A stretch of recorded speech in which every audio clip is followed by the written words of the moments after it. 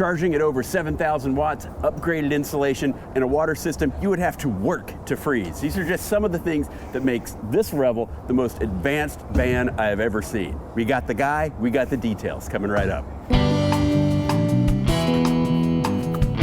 Okay, we are here inside the new Revel 2.5. Is that what we're calling it? Well, it's a 2025, but internally we called it a 2.5. So 2.5. And I feel like we've kind of come full circle because years ago when the Revel first launched, we did a video kind of just like this inside the Revel, talking about what it was and trying to educate people on it. And even further back than that with the concept adventure vehicle and outdoor retailer. Yeah, so we go back a long way with the Revel, and here we are again with the latest. And this is enough of an update. I mean, you've updated things along the way, like, you know, change the table design, change the screen, whatever, but nothing like what I've seen in this one. No, when people have been asking what changed, I tell them that we kept the shower surround the same. Nice, nice. So there are going to be a lot of people that are going to do walkthroughs of this Revel here at the Florida RV show, and we've done one too. But some of the most impressive things to me about it weren't something that you would see or notice on a walkthrough. And so that's why I wanted to grab you here so we could talk through these things so people get it as to why this is such a big deal. And the first one of these is the electrical system. Yep. So you've got, well, I mean, you've got lithium batteries. You've had lithium batteries, but now you've got a second alternator. You've got like a 5-in-1 sort of EcoFlow unit, but it is not an off-the-shelf EcoFlow. No. What can you tell me about some of these? Because you get some screaming charging rates out of this thing. Well, I mean, let's back up and just Revel, you know, what is Revel? You know, where did it start? You know, and how have we advanced it if we can? Okay. You know, and at the beginning, and I think if we go back to your original, first time we sat down, it's a gear hauling adventure van. Okay. And that hasn't changed. That has not changed. And we've always pushed for, you know, authenticity. You know, it should be really capable, you know, of its mission. Right. You know, and so we started back then with the HPL laminate on all of the cabinet surfaces to make them easy to clean and durable, and you know that hasn't changed. Okay. You know, so we're still on mission, but we're just increasing the capability. You've got like cool plywood edging. We do have some cool. The styling has gone up from where we started for sure, and it's, you know, and it's matured. You know, it's a little more sophisticated. But back to your questions, you know, about the electrical, I hit on all of this. But you know, what do you need to adventure and be off grid? You need food, you need fuel or energy in this case, and water. Yep. So, you know, you started talking about the electrical. We have, at Winnebago, we have really ramped up the muscle as far as our electrical engineering. You know, with the team that's been built out, and so they've developed this hybrid between really two great partners in the energy space, Lithionics and EcoFlow, and then with our own internal engineering to try to marry the best of both into this. So the heart, as you talked about, was that Lithionics battery. We've jumped to 48 volt. 48 volt, that's right. That enables the charge rates in a lot of cases. Yep, it does. And as we talk, you'll find there's an awful lot of technology developed in our ERV2 program that's gone into this product. So the base battery, you know, is a 7.5 kilowatt hour, and you can option to a second one to get up to 15,000 watt hours. So we have 20 in our own RV and 20,000 watt hours in our own RV, and we can run the air conditioner longer than we ever would want to off of just a battery. So 15,000, you're going to be good, especially in something that's this size. Yep. Yeah. But even with the 7.5, you know, we started talking about the alternator charging, and the charge rate that we're able to achieve because we're at a 48 volt system. So I think you're still at 12 volt. Yeah. And so your charge rate is limited by cable size, basically. Right. We're using both the OEM and the second alternator. So we've got some charging, you know, off of idle, and then as soon as you know, anywhere from, you know, 600 to 800 watts off idle. then as you start driving, we've seen numbers as high as 8,000 watts. It's really managed by the BMS. So one battery completely empty to completely full, 1 hour or less. Yeah, this is, if we go into the electrical engineering, this is 1C charging on that standard battery. Yeah. And that's the lithionic side, what that really brings to the overall equation. So and I'm sure as you've built out electrical systems, there's, how much capacity do you have, but then how much charging do you have, and there's balances in there. And so like I said, these systems and our engineering on them is really maturing. We're getting a lot more, we're getting more sophisticated. Yeah. So one thing about that EcoFlow unit, so you've got a second alternator which is set up and it's charge controlled. It's CAN-based charging, right? Yep. Which is something we upgraded to. Basically that means actual data comes from the batteries to the charge controller, and you'll wind up with exactly the charge that the batteries want at that time. Right. And the whole system, even the EcoFlow, the second alternator, they're all listening to that data. So you're going to get the charge that's most appropriate. Yep. But you've got the second alternator that's like a 48 volt alternator, but the stock Sprinter alternator, which you're also using, would normally be nominally a 12 volt alternator. And so in a vehicle like ours, our Transit, that would require a second DC to DC converter to get that voltage up to 48 volts where it needs to be to charge the battery, right? But that's all part of the EcoFlow unit. One of the things that impressed me about that EcoFlow is they've taken like 5 different pieces, like an inverter, a charger, DC to DC converter, solar charge controls. They put them into one unit. What that means to me is fewer points of failure, fewer places where something can go wrong, easier to service in the field. Huge benefit there that you wouldn't know just by walking through the rig. No, you would not. And it's using it, also just the sounds of it. You've got some cooling fans that kick on when you're charging, but it's really good about, you've shut the vehicle off and those fans can just, it's a very civilized system that way. You can charge from shore power too, right? You can, yeah. And I understand the rate from that is also pretty high. It's like a lot of amps. Yeah, you can adjust the inputs, but it's capable of taking a full 30 amp shore power charge. Wow.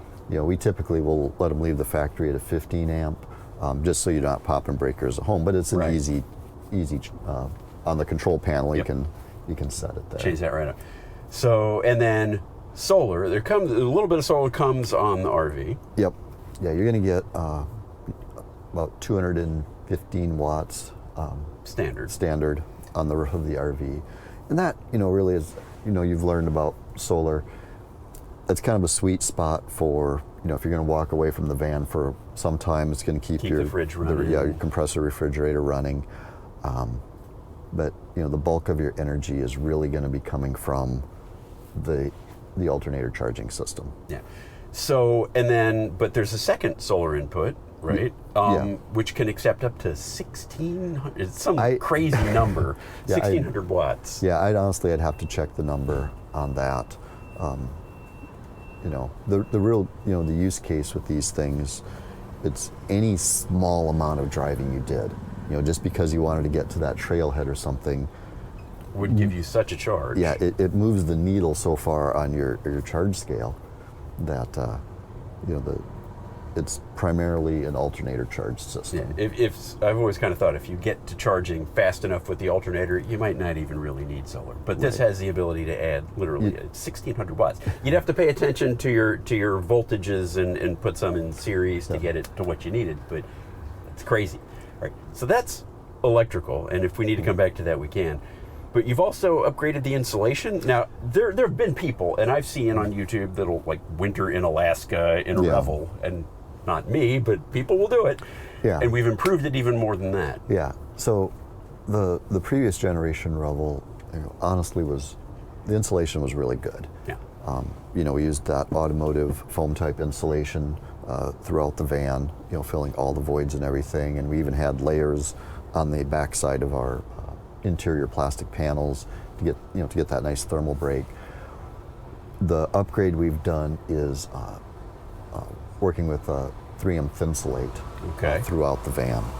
So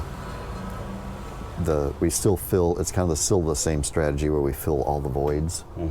And then the internal is a layer of Thinsulate with a reflective barrier on the inside. So, you know, the heat is being reflected back into the van or reflected out of the van, you know, depending on your solar loads and such. To draw the picture of what that looks like, you've got a van, there's ribs, and then a void. The void is all filled with Thinsulate, and then once they've got that, you've got like this stripy looking thing, and then on top of that goes another layer with the reflective. Okay, that's the visual I'm having. Okay, cool. Now you've also upgraded or changed, I guess, the heating system in this. We've got like multiple independent loops, and one of them heats the tanks. You can't freeze things up. Explain to me a little bit about that. Okay, so Timberline has advanced and matured their hydronic heating system into what they're calling the Timberline 2.0. And we have 2 loops of glycol that you know, exit the system and go through the van and come back. So the first loop goes through 2 heat exchangers. So we've got 2 separate zones. They can be controlled separately. One for the front half of the van and one for the rear. Okay, so you could have different temperatures up here versus back in the bedroom area. That's correct. Okay. And you can set your daytime, nighttime temperatures for them. And so you've got that side of it, and then you have that second loop. Now you can't really control that one. As long as you got the heat on, it automatically kicks in at 40 degrees. So what that loop does is it runs, and we looked at, you know, any place on the previous Revel, you know, were there any cold spots? You know? Now we've improved our insulation, yes, but now we've also taken and we've routed those heat lines like through underneath the galley, you know, near the sliding doors, because you know your opening doors on the vans are the cold spots. So we've got a heat loop run underneath there, and then we've got one that loops down underneath the freshwater tank, back by inside. Inside. It's an inside tank in that right rear corner. So it goes underneath that tank, loops up around past where the water pump and the fill locations are all at, and then and then comes back. And then, of course, like before, it still runs along next to the gray tank on the outside, which is still outside. Yeah. But so what I like there, and I don't know if everybody caught it, is that you said you can't control it, meaning it's just pre-programmed in. So you would have to like try hard to override it or deliberately turn off your heater in order to freeze up anything in the water system. Yeah. It would take work to freeze it up. Yeah. So that's also really cool. I've noticed you've made some other upgrades, and these are things that people can see, like we've got new running boards, tell me about those lights up top. Okay, so and can I talk a little bit about how we got where we're here? Sure. Yeah, you know, we went to, you know, we've been going to as many meetups and talking with as many owners as we can. We've got a little forum that's helped us out online, kind of an owner's advisory board that helped us out.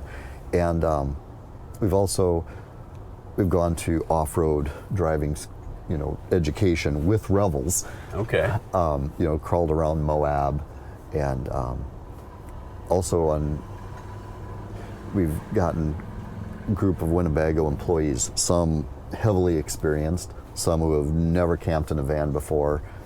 I think we had probably had half a dozen, went out, used them, we came back, took our Winnebago hats off and said, okay, what did we learn? Yeah. You know, what was, you know, and so that's where a lot of this all came from. Okay. But the lights, you know, that was one of the things. There are 2 driving lights, the switches over here on the dash. Off-road use only, of course, 11,000 lumens each. So it's 20,000 total. So you get out into a dark, you know, off-road area. I wish we had this, because it seems like anytime we try to go to like a new off-road boondocking spot, it's always at night when we get there. Yeah, I know what that's like. And but you know, you turn on your Mercedes headlights, you know, and go to the high beam, and they're out there, and Mercedes headlights are impressive. And then you flip that switch on, and I can't wait to see that.